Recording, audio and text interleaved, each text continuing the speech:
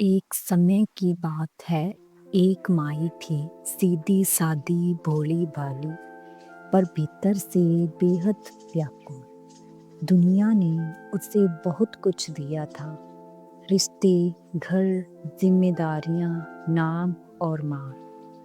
पर फिर भी उसके मन में एक अजीब सी खालीपन की आग जलती रहती थी। हंसते हुए चेहरे के पीछे उसका दिल रोज रोता था। रातों की नींद उड़ चुकी थी और दिन बोझ बन गए थे। वह खुद से बार बार पूछती, अगर यही जीवन है तो शांति कहाँ है?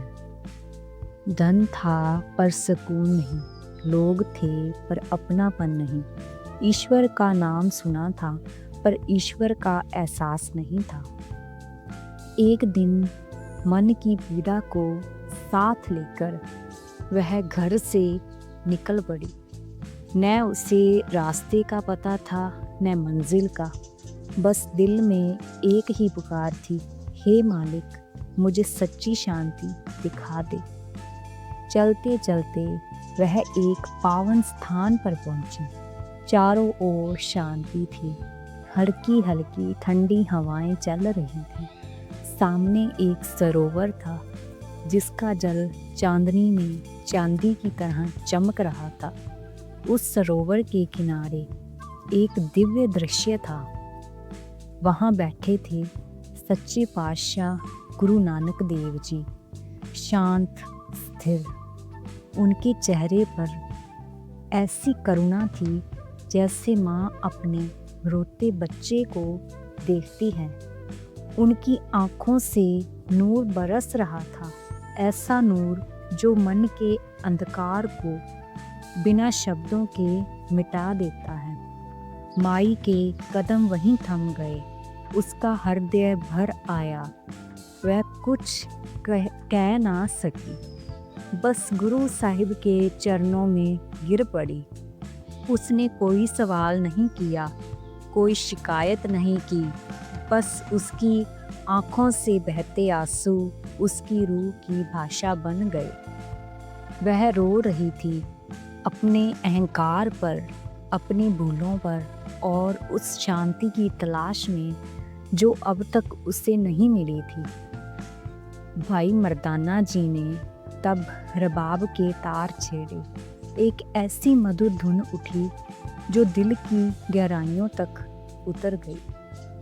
गुरु नानक देव जी ने धीरे से माई के सिर पर अपना करुणा भरा हाथ रखा और उसी पर जैसे समय थम गया था।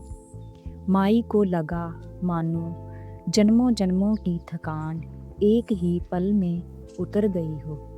उसका मन हल्का हो गया, उसकी रूह सांस लेने लगी। गुरु साहिब का वचन। गुरुजी ने उसे अत्यंत प्रेम से कहा, बोली माई, तू क्यों घबराती है?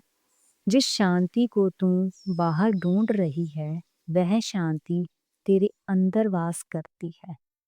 जैसे यह सरोवर चंद्रमा की रोशनी को अपने भीतर समेटे हुए है, वैसे ही अकाल पुरख की जोत तेरे अंदर भी उजागर है।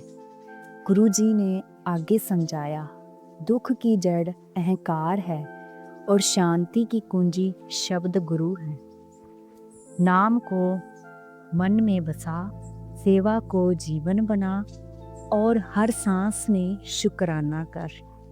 गुरु साहिब ने उसे बताया कि सच्ची शांति धन, पद या रिश्तों से नहीं आती, वह आती है नाम सिमरन से, सेवा से, सत्य के मार्ग पर चलने से, गुरु पर भरोसा करने से। जो माई बोझिल मन लेकर आई थी अब हवा की तरह हल्की हो चुकी थी। उसके चेहरे से चिंता का अंधकार मिट चुका था।